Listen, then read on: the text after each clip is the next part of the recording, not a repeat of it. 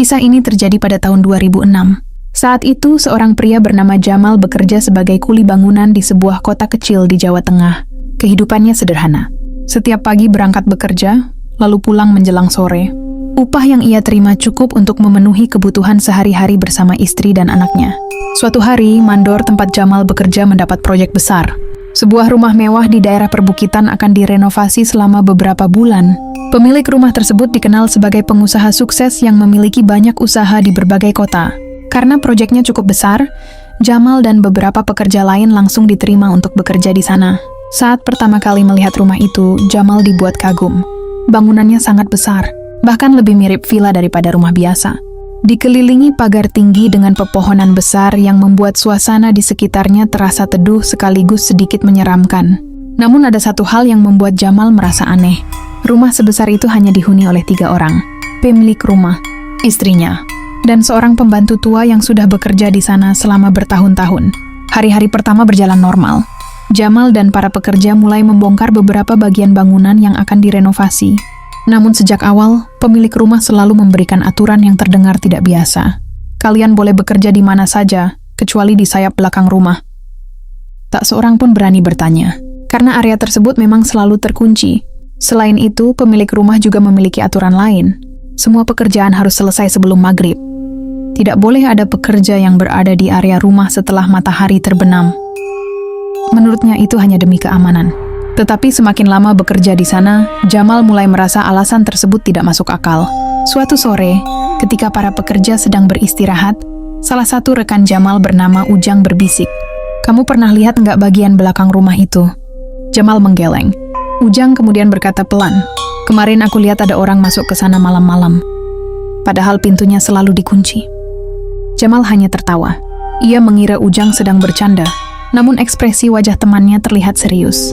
Malam itu Jamal pulang seperti biasa. Tetapi keesokan harinya, sesuatu yang aneh terjadi. Ujang tidak datang bekerja. Awalnya mereka mengira ia sakit. Namun sampai siang hari tidak ada kabar apapun. Mandor mencoba menghubunginya. Ponselnya tidak aktif. Rumahnya juga kosong saat didatangi. Seolah Ujang menghilang begitu saja. Anehnya, pemilik rumah terlihat sama sekali tidak terkejut. Bahkan ketika para pekerja membicarakan hilangnya Ujang, ia hanya berkata singkat, "Mungkin dia sudah mendapatkan pekerjaan lain." Jawaban itu membuat suasana menjadi canggung, karena semua orang tahu Ujang bukan tipe orang yang pergi tanpa kabar. Sejak saat itu, Jamal mulai memperhatikan keadaan rumah tersebut lebih teliti. Dan beberapa hari kemudian, ia melihat sesuatu yang tidak seharusnya ia lihat. Sesuatu yang membuatnya mulai mempertanyakan siapa sebenarnya pemilik rumah itu. Hari-hari setelah hilangnya Ujang terasa berbeda bagi Jamal. Meski para pekerja lain berusaha bersikap biasa, mereka sebenarnya mulai merasa tidak nyaman. Ujang bukan orang yang suka menghilang tanpa kabar, apalagi meninggalkan pekerjaannya begitu saja. Namun tidak ada yang berani membahasnya terlalu lama. Mandor meminta semua orang fokus bekerja. Sementara pemilik rumah tetap bersikap seolah tidak terjadi apa-apa. Suatu sore, pekerjaan selesai lebih cepat dari biasanya. Para pekerja mulai bersiap pulang. Namun Jamal menyadari alat kerjanya tertinggal di dekat gudang samping rumah. Saat kembali mengambilnya, ia tanpa sengaja melihat sesuatu. Dari arah sayap belakang rumah yang selama ini selalu terkunci, muncul cahaya redup berwarna kemerahan. Jamal berhenti melangkah, padahal saat itu belum terlalu gelap. Namun cahaya tersebut terlihat jelas dari sela-sela jendela yang tertutup tirai. Awalnya ia mengira itu hanya lampu biasa, tetapi beberapa detik kemudian terdengar suara yang membuatnya merinding. Suara seperti orang sedang melantunkan sesuatu, pelan, tidak jelas. Namun terdengar seperti beberapa orang berbicara bersamaan. Jamal mencoba mendekat. Semakin dekat, suara itu semakin jelas. Bukan percakapan, melainkan seperti seseorang yang sedang membaca mantra. Bulu kuduknya langsung berdiri. Saat itulah terdengar suara dari belakang. "Sedang apa di sini?" Jamal terkejut. Ia menoleh dan melihat pembantu tua rumah tersebut berdiri beberapa meter di belakangnya. Wajah wanita tua itu terlihat pucat. Matanya menatap tajam ke arah Jamal. "Sudah sore, cepat pulang." Nada suaranya terdengar seperti peringatan. Bukan sekadar saran. Jamal pun mengangguk dan segera pergi. Namun sebelum meninggalkan halaman rumah, ia sempat menoleh sekali lagi. Dan saat itulah ia melihat sesuatu di jendela sayap belakang. Sesosok pria berdiri diam di balik tirai. Memperhatikannya, Jamal yakin pria itu bukan pemilik rumah. Bukan pula salah satu pekerja. Karena wajah itu tidak pernah ia lihat sebelumnya. Keesokan harinya, rasa penasaran terus menghantuinya. Saat jam istirahat, Jamal mencoba berbicara dengan salah satu pekerja senior bernama Karno. Ternyata Karno pernah mendengar cerita tentang rumah tersebut. Menurut warga sekitar, sebelum dibeli oleh pemilik sekarang, rumah itu sudah beberapa kali berganti pemilik. Dan anehnya, hampir setiap pemilik mengalami kejadian buruk. Ada yang bangkrut, ada yang jatuh sakit, bahkan ada yang meninggal secara mendadak. Namun setelah dibeli oleh pengusaha kaya itu, justru kekayaannya semakin bertambah dari tahun ke tahun. Jamal mulai merasa ada sesuatu yang disembunyikan. Malam harinya, saat hendak tidur, ponselnya bergetar. Sebuah pesan masuk dari nomor yang tidak dikenal. Pesannya sangat singkat. Kalau masih ingin selamat, jangan pernah masuk ke sayap belakang rumah itu. Jamal langsung duduk.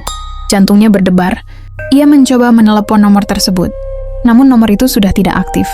Esok paginya, ia menunjukkan pesan itu kepada Karno. Namun Karno justru terlihat ketakutan. Dengan wajah pucat, ia berkata, "Pelan." Ujang pernah bilang hal yang sama seminggu sebelum dia hilang. Mendengar itu Jamal mulai sadar.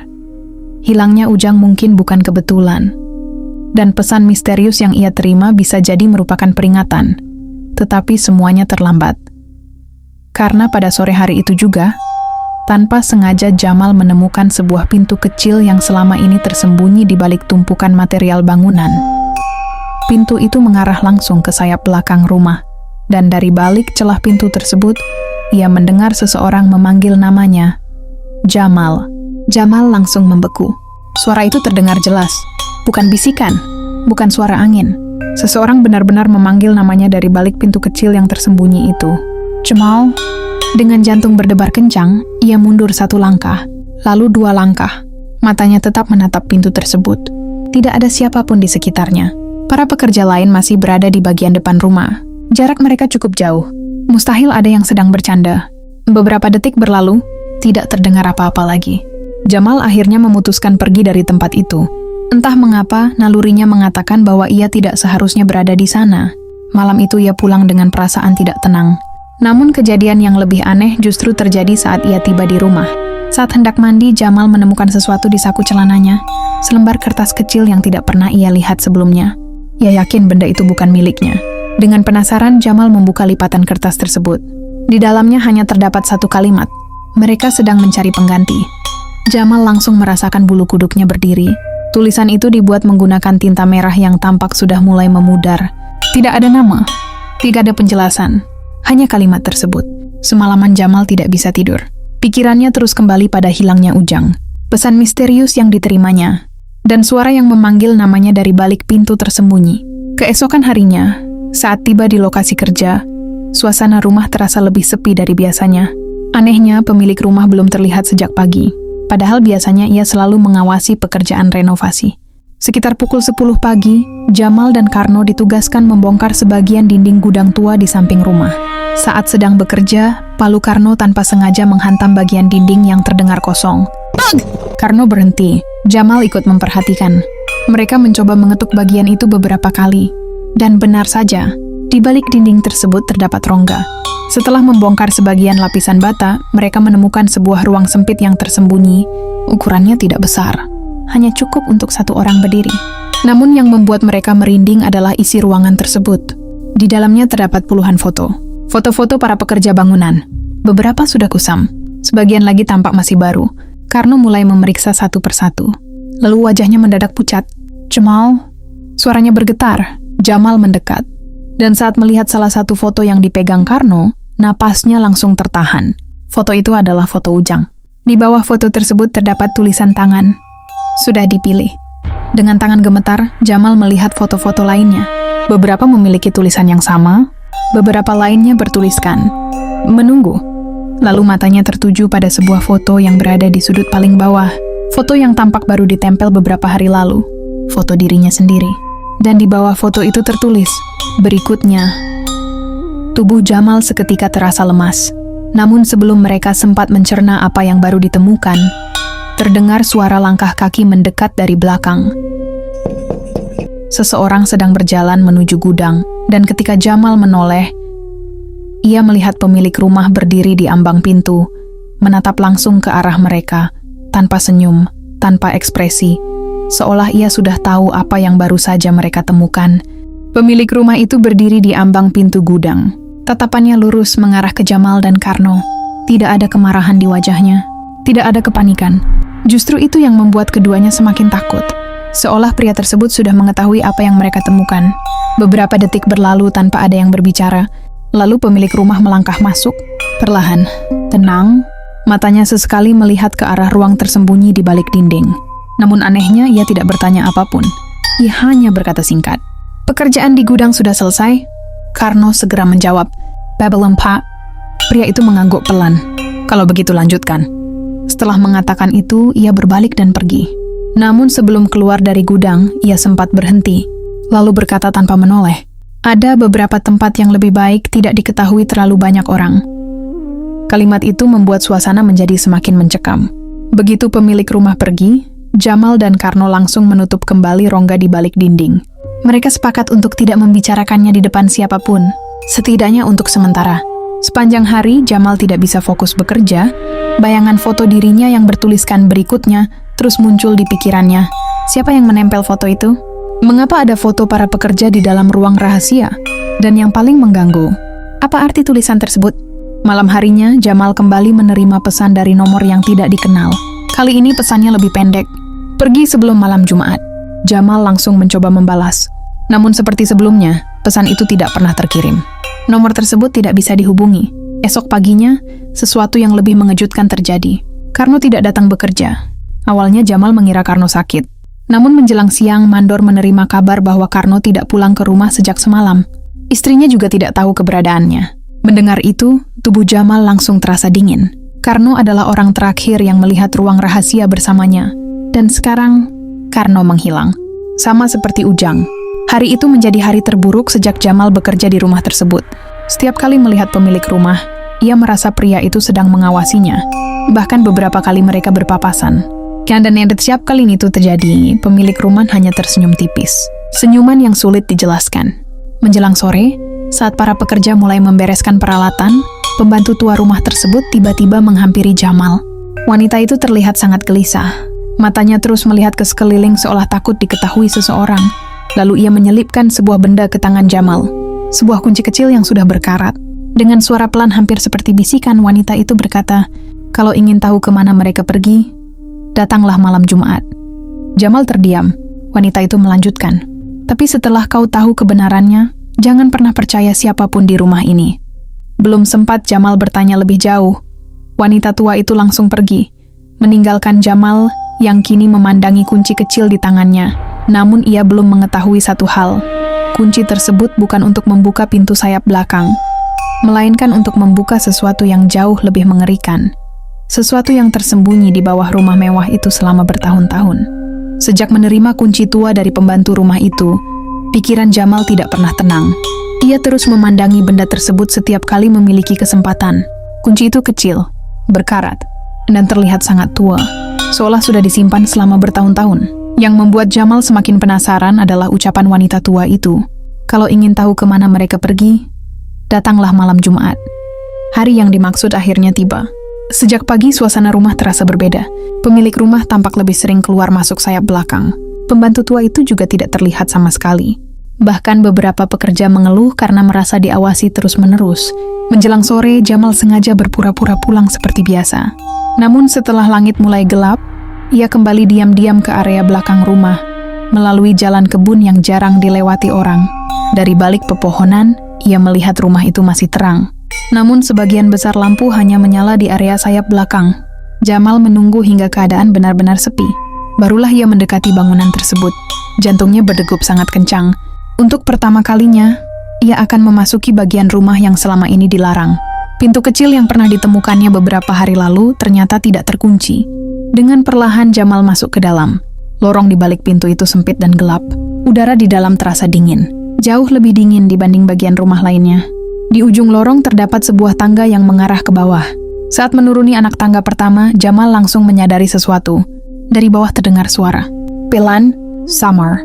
Seperti beberapa orang sedang berbicara bersamaan. Langkah demi langkah ia menuruni tangga. Suara itu semakin jelas. Namun anehnya Jamal tidak mengerti bahasa yang mereka gunakan. Setelah mencapai dasar tangga, ia menemukan sebuah pintu besi tua. Di samping pintu terdapat lubang kunci. Jamal perlahan mengeluarkan kunci yang diberikan pembantu rumah. Tangannya gemetar. Klik. Kunci itu pas. Pintu terbuka. Dan apa yang dilihat Jamal di dalam membuat napasnya tertahan. Ruangan itu sangat luas. Jauh lebih luas daripada yang mungkin terlihat dari atas. Di tengah ruangan terdapat lingkaran besar yang digambar di lantai. Di sekelilingnya berdiri beberapa patung batu berukuran manusia. Namun yang paling mengerikan bukan itu. Di salah satu dinding ruangan terpajang puluhan foto. Foto-foto para pekerja bangunan yang pernah bekerja di rumah tersebut. Termasuk foto Ujang, termasuk foto Karno, dan termasuk foto dirinya. Di bawah setiap foto terdapat tanggal. Beberapa sudah dicoret, beberapa belum. Jamal memperhatikan foto miliknya. Di bawahnya tertulis tanggal yang jatuh 3 hari lagi. Tubuhnya langsung terasa lemas. Saat itulah terdengar suara pintu di belakangnya tertutup. Brak! Jamal berbalik. Namun ruangan kini sudah terkunci dari luar. Dan dari arah lorong tangga, terdengar suara langkah kaki perlahan mendekat. Bukan satu orang, melainkan beberapa orang sekaligus. Dan salah satu suara yang terdengar di antara mereka, sangat dikenali Jamal, itu adalah suara pemilik rumah. Jamal berdiri membeku di tengah ruangan bawah tanah. Suara langkah kaki dari arah tangga semakin mendekat. Bukan satu orang, bukan 2 orang, melainkan beberapa orang sekaligus. Dengan panik, Jamal mencoba membuka pintu besi yang baru saja tertutup. Namun sia-sia, pintu itu terkunci rapat dari luar. Napasnya mulai memburu. Matanya bergerak ke segala arah mencari jalan keluar. Saat itulah ia menyadari sesuatu. Di balik salah satu patung batu terdapat lorong kecil yang hampir tidak terlihat. Tanpa berpikir panjang, Jamal segera bersembunyi di baliknya. Beberapa detik kemudian, pintu besi terbuka. Krik! Jamal mengintip dari celah sempit. Dan apa yang dilihatnya membuat bulu kuduknya berdiri. Pemilik rumah masuk lebih dulu. Di belakangnya ada 3 pria berpakaian hitam. Wajah mereka tidak dikenal. Namun yang membuat Jamal terkejut adalah sosok terakhir yang ikut masuk. Karno. Rekan kerjanya yang dilaporkan menghilang. Karno masih hidup. Tetapi kondisinya sangat aneh. Matanya kosong. Wajahnya pucat. Dan ia berjalan seperti orang yang sedang linglung. Seolah tidak sepenuhnya sadar. Jamal menahan napas. Ia hampir memanggil nama Karno. Namun berhasil menahannya. Di tengah ruangan, pemilik rumah berhenti tepat di depan lingkaran besar yang tergambar di lantai. Lalu salah satu pria berpakaian hitam menyerahkan sebuah buku tua. Buku itu tampak sangat usang. Halamannya menguning. Sementara sampulnya dipenuhi simbol-simbol yang tidak dikenali. Pemilik rumah membuka buku tersebut. Kemudian mulai membaca sesuatu dengan suara pelan. Jamal tidak mengerti isi bacaannya. Namun suasana ruangan berubah. Udara terasa semakin dingin. Dan anehnya, lampu-lampu di ruangan mulai berkedip sendiri. Saat itulah Jamal melihat dinding foto sekali lagi. Kini dari tempat persembunyiannya, ia bisa membaca lebih jelas. Puluhan foto terpajang di sana. Sebagian besar memiliki tanda silang merah, namun beberapa belum. Termasuk fotonya, tiba-tiba matanya tertuju pada bagian bawah dinding. Di sana terdapat beberapa foto yang jauh lebih tua. Foto-foto hitam putih. Dan salah satunya membuat tubuh Jamal seketika membeku. Foto itu adalah foto pembantu tua rumah tersebut. Diambil puluhan tahun lalu. Di bawahnya tertulis, korban pertama. Jamal mengernyit. Korban? Bukankah wanita tua itu masih hidup? Belum sempat ia memahami maksud tulisan tersebut. Pemilik rumah mulai berbicara kepada orang-orang di ruangan. Dengan suara tenang, pria itu berkata, 3 hari lagi semuanya selesai. Penggantinya sudah ditemukan. Kemudian ia menunjuk foto Jamal. Jantung Jamal serasa berhenti. Semua orang di ruangan langsung menoleh ke arah foto tersebut. Salah satu pria berpakaian hitam bertanya, apakah dia sudah mengetahui sesuatu? Pemilik rumah tersenyum tipis. Sedikit. Tapi dia akan datang sendiri. Seperti yang lainnya. Mendengar itu, Jamal mulai memahami sesuatu yang mengerikan. Ujang, Karno, dan para pekerja lain yang hilang. Mereka bukan dipilih secara acak.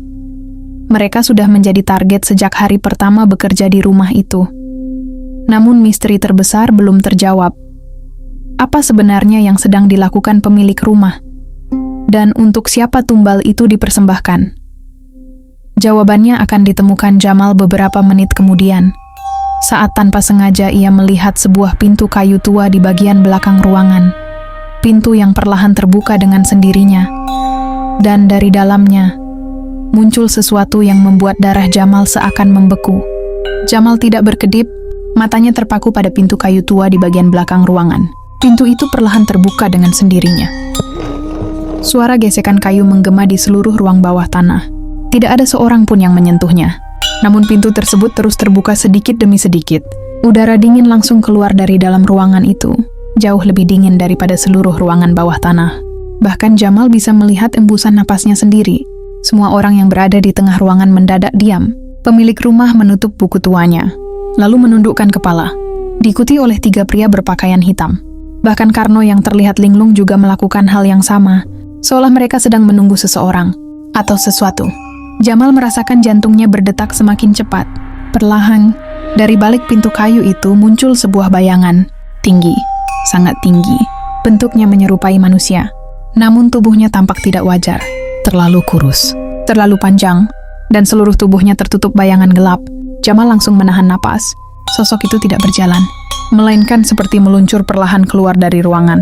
Yang paling mengerikan adalah wajahnya, atau lebih tepatnya, ketidakhadiran wajah. Bagian mukanya hanya berupa kegelapan pekat, seolah cahaya apapun tidak mampu menyentuhnya. Pemilik rumah kemudian berbicara dengan suara pelan. "Kami telah memenuhi janji kami." Tak ada jawaban, namun lampu-lampu ruangan mendadak berkedip lebih cepat. Lalu mati sesaat. Ketika menyala kembali, sosok itu kini berdiri lebih dekat. Padahal tak seorang pun melihatnya bergerak. Tubuh Jamal mulai gemetar. Nalurinya mengatakan bahwa apapun yang sedang dilihatnya bukan sesuatu yang seharusnya ada. Kemudian pemilik rumah mengambil sebuah foto dari dinding. Foto milik Jamal. Foto yang bertuliskan, "Berikutnya." Dengan kedua tangan, pria itu menyerahkan foto tersebut ke arah sosok hitam itu. Dan saat itulah sesuatu yang mengerikan terjadi. Foto di tangan pemilik rumah mendadak terbakar sendiri. Api merah menyala dari sudut kertas, perlahan melahap seluruh foto. Namun anehnya, tidak ada abu yang tersisa. Foto itu lenyap begitu saja, seolah tidak pernah ada. Salah satu pria berpakaian hitam tersenyum. Sudah dipilih. Jamal merasakan darahnya seakan berhenti mengalir. Kini ia mengerti. Tanggal yang tertulis di bawah fotonya. 3 hari lagi, itulah hari yang telah ditentukan untuk dirinya. Namun di tengah ketakutannya, Jamal menyadari sesuatu yang aneh. Sosok hitam itu tiba-tiba berhenti. Tubuhnya yang tinggi perlahan berputar, menghadap ke arah tempat Jamal bersembunyi. Jamal langsung membeku. Mustahil. Ia berada di balik patung batu. Tidak mungkin terlihat. Namun perlahan kepala sosok itu terus bergerak, tepat mengarah kepadanya, seakan mengetahui keberadaannya sejak awal. Kemudian, untuk pertama kalinya, sosok itu mengangkat salah satu tangannya dan menunjuk langsung ke arah Jamal. Seluruh orang di ruangan spontan menoleh ke arah yang sama, ke arah tempat persembunyian Jamal. Sunyi. Tak seorang pun berbicara. Lalu pemilik rumah tersenyum. Senyum yang selama ini membuat Jamal merasa tidak nyaman. Namun kali ini jauh lebih menyeramkan, karena pria itu berkata pelan, "Akhirnya kau datang juga, Jamal." Dan sebelum Jamal sempat melarikan diri, pintu besi ruangan bawah tanah menutup sendiri dengan suara keras. Jamal kini terjebak bersama mereka. Dan malam itu, ia akhirnya mengetahui alasan sebenarnya mengapa para pekerja yang hilang tidak pernah kembali. Pintu besi itu menutup dengan suara menggelegar. Jamal tersentak. Tubuhnya langsung bergerak mundur. Namun terlambat. Semua orang di ruangan kini menatap ke arahnya. Pemilik rumah tersenyum tipis. Senyuman yang selama ini selalu terlihat tenang, namun kini terasa sangat mengerikan. Tidak perlu bersembunyi lagi, Jamal. Perlahan, Jamal keluar dari balik patung batu. Kakinya terasa lemas. Di hadapannya berdiri pemilik rumah, 3 pria berpakaian hitam, Karno yang masih terlihat linglung, dan sosok gelap yang berdiri diam di dekat pintu kayu tua. Udara di ruangan terasa semakin berat. Sulit bernapas. Sulit berpikir. Pemilik rumah melangkah mendekat. "Kau pasti penasaran kenapa semua ini terjadi?" Jamal tidak menjawab.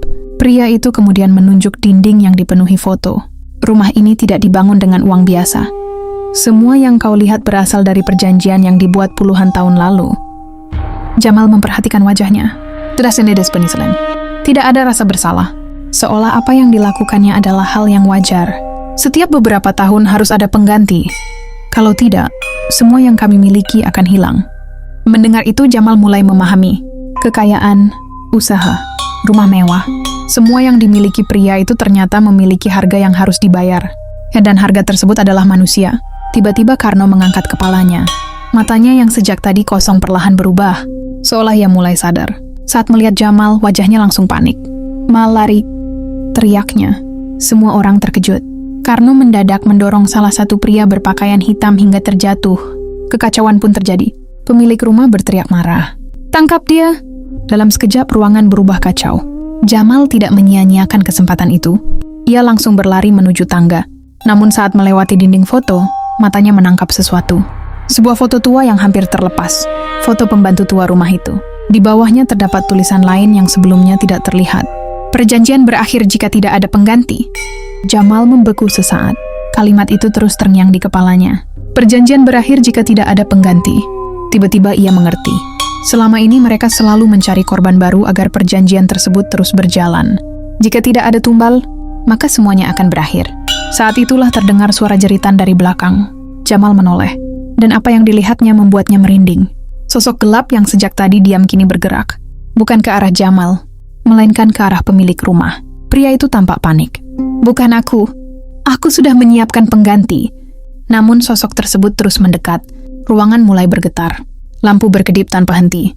Sementara 3 pria berpakaian hitam berusaha melarikan diri. Pemilik rumah kini benar-benar ketakutan. Untuk pertama kalinya, "Tolong!" teriaknya. Namun tidak ada yang menolongnya. Karena malam itu tidak ada pengganti yang berhasil diberikan. Dan perjanjian yang telah berlangsung selama puluhan tahun akhirnya runtuh. Jamal melihat sosok gelap itu berhenti tepat di depan pemilik rumah. Lalu seluruh lampu mendadak padam.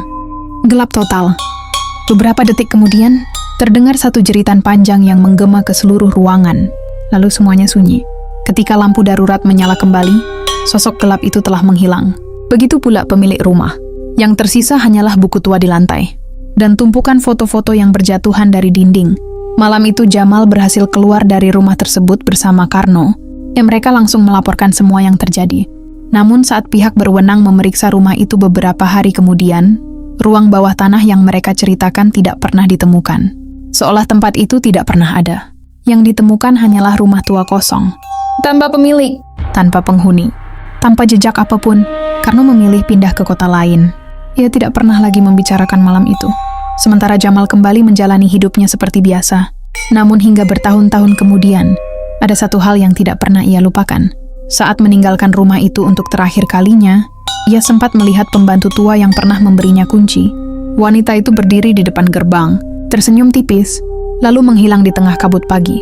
Dan sejak hari itu, tidak ada seorang pun yang pernah melihatnya lagi. Apakah ia benar-benar manusia? Atau bagian dari rahasia rumah tersebut? Tidak ada yang tahu. Yang pasti Jamal berhasil selamat. Dan hampir menjadi tumbal dari sebuah perjanjian mengerikan yang telah berlangsung selama puluhan tahun.